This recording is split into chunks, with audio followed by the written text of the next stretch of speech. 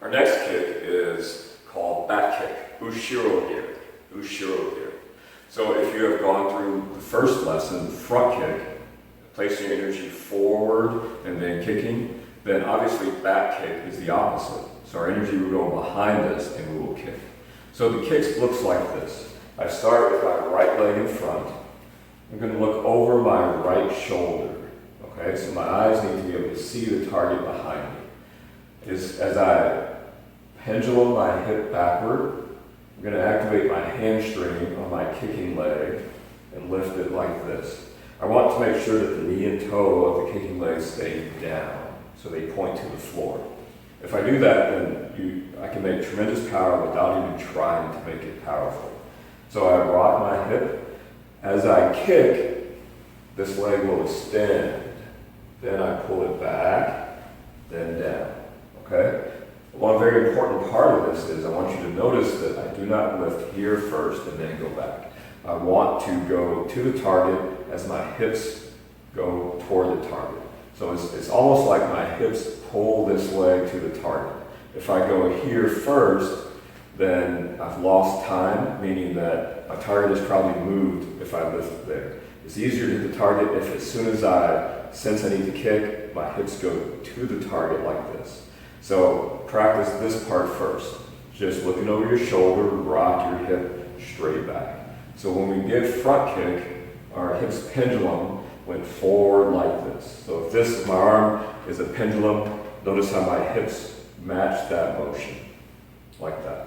So with back kick, my hips will go back and then back to this neutral position. Back and then back.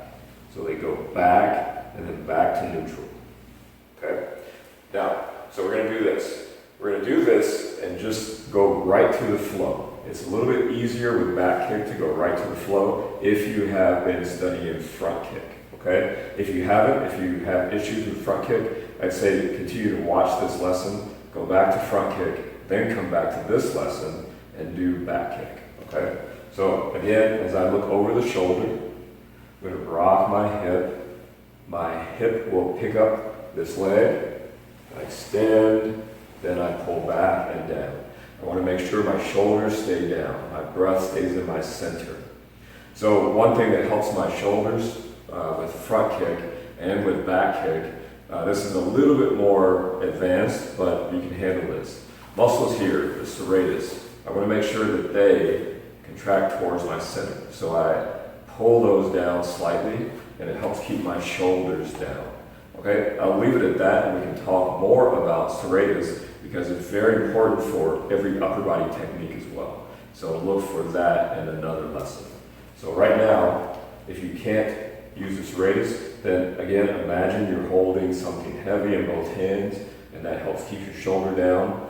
Ultimately, use your breath and your serratus if you're able to. So keep your breath low, activate the serratus to your center, keeping your shoulders down.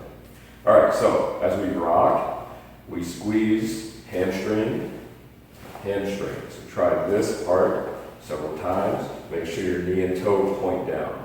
I don't want this, okay?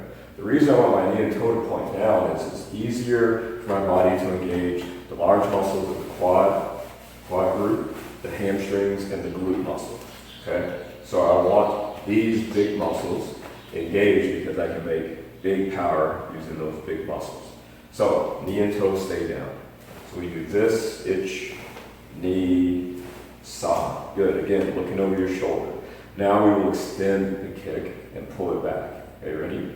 Itch, then down. Knee, and down. Saw. Sheep. And right now, easy pace, not going full speed, just work on the form. One more, go. Okay, how was that? That work out? So here's a couple things I want you to check.